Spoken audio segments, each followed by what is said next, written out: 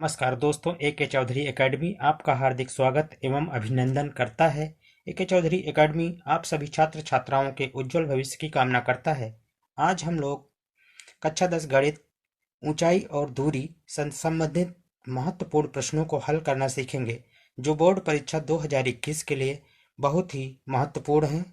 चलिए video start करते हैं। लेकिन अभी तक आपने मेरे वीडियो को लाइक, शेयर और सब्सक्राइब नहीं किया है तो कृपया मेरे चैनल को लाइक, शेयर और सब्सक्राइब अवश्य कर दें, जिससे हमारे आने वाले वीडियो के नोटिफिकेशन आपके पास तुरंत पहुंच सके। चलिए वीडियो स्टार्ट करते हैं। क्वेश्चन है आपका, एक नाव से जो एक पुल की ओर जा रही है, पुल का उन्नयन कोण 30 अंश देखा गया। नाव के उसी चाल से चलने पर 4 मिनट पश्चात नाव से पुल का उन्नयन कोण 60 अंश हो जाता है। ज्ञात कीजिए कि नाव को पुल तक पहुंचने में कितना समय और लगेगा। देखिए, हमने ये पी क्यू एक पुल बना लिया है। पी क्यू एक पुल है और ए बिंदु पर यहाँ पर नाव है। ए पर यहाँ पर नाव स्थित है और यहाँ से जो है पुल के शीर्ष का उन्नयन कोण जो है थीटा पाया गया। और कुछ समय पश्चात यानी 4 मिनट पश्चात जो है नाव यहाँ से ए बिंदु से पी बिंदु पर पहुंच जाती है। तो यह कोण जो है नाव पुल के शीर्ष का उन्नयन कोण 60 अंश हो जाता है। तो देखिए, ये ए से बी तक जाने में 4 मिनट का समय लगता है। तो हमें निकालना है कि इस बी से पी तक यानी पुल के समीप तक पहुंचने में कितना समय लगेगा।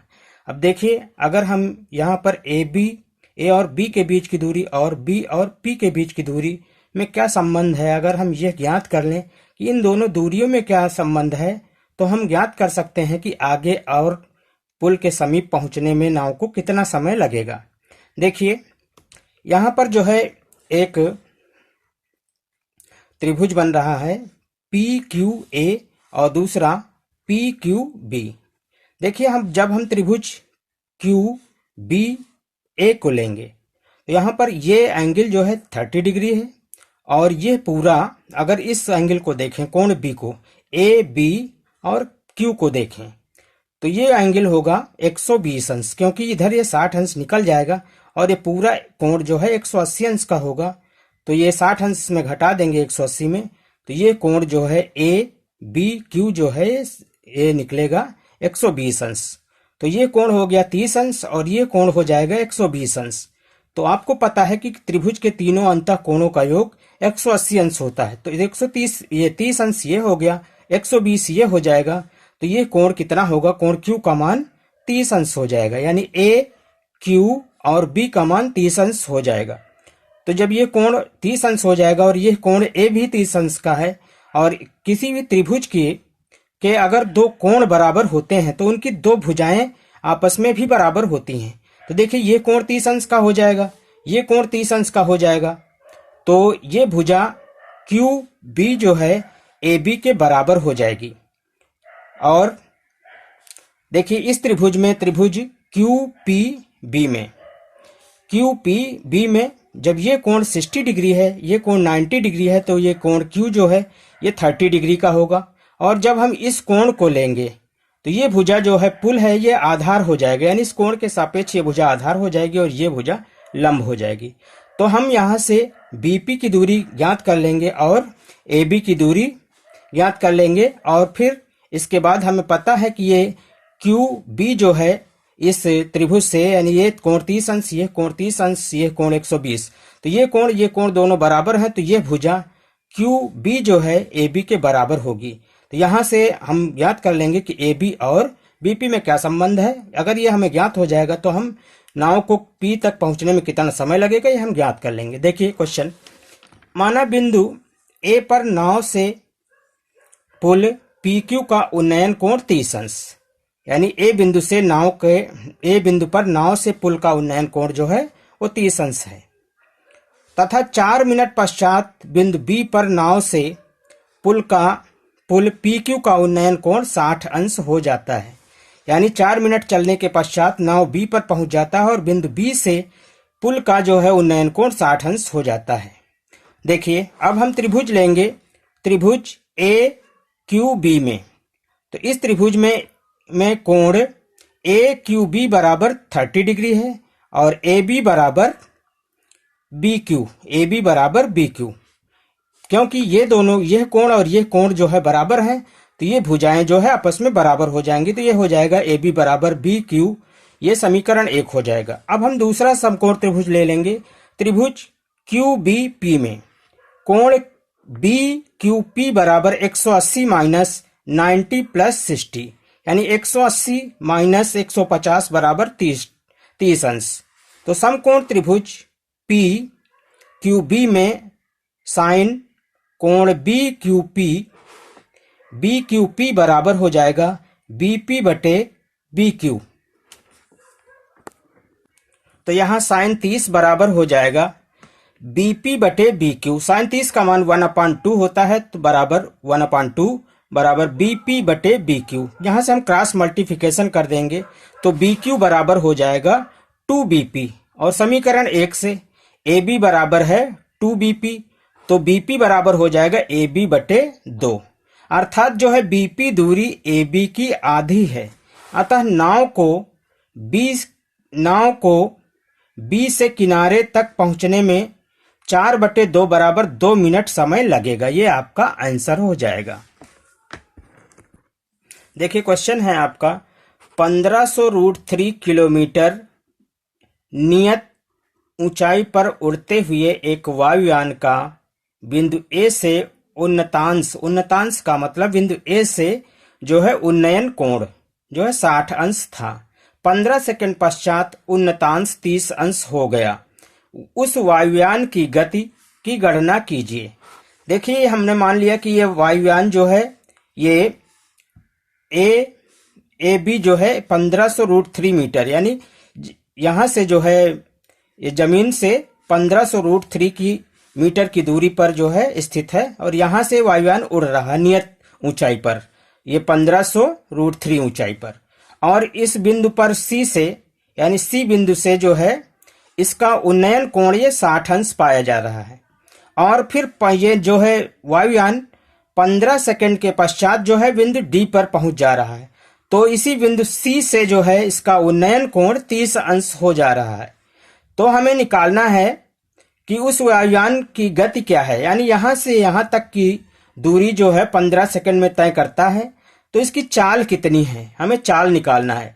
तो ये दूरी अगर हम पता कर लें और समय हमें दिया हुआ है तो हम चाल की गणना कर सकते हैं।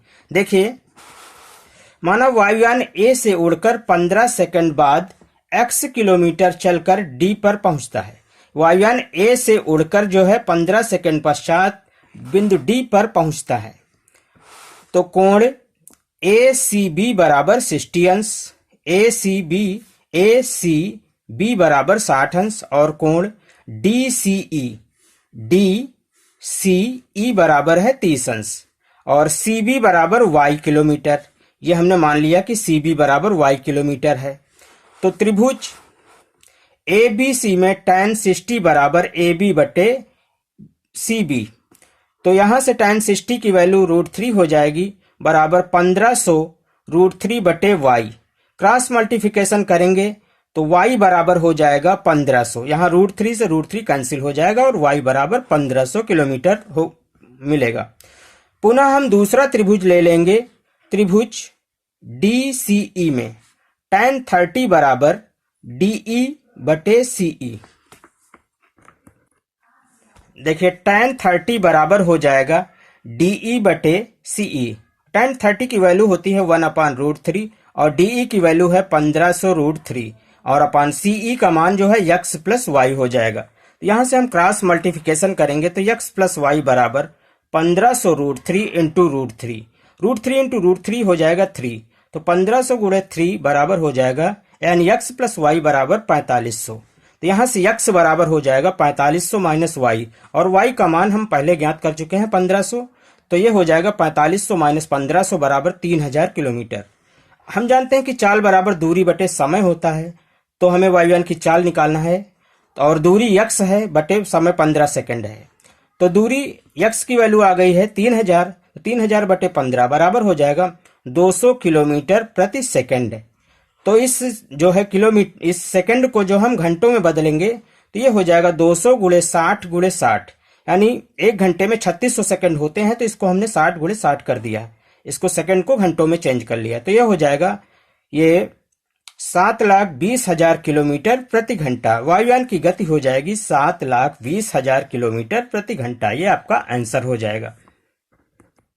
देखिए क्वेश्चन है आपका, एक मीनार के आधार से जाती हुई एक रेखा पर दूरियों ए और बी पर स्थित दो बिंदुओं से मीनार की चोटी के उन्नयन कोण एक दूसरे के कोटि पूरक, यानी कोण एक दूसरे के कोटि पूरक, इसका मतलब है कि दोनों कोणों का योग जो है वो 90 डिग्री होगा, 90 अंश होगा।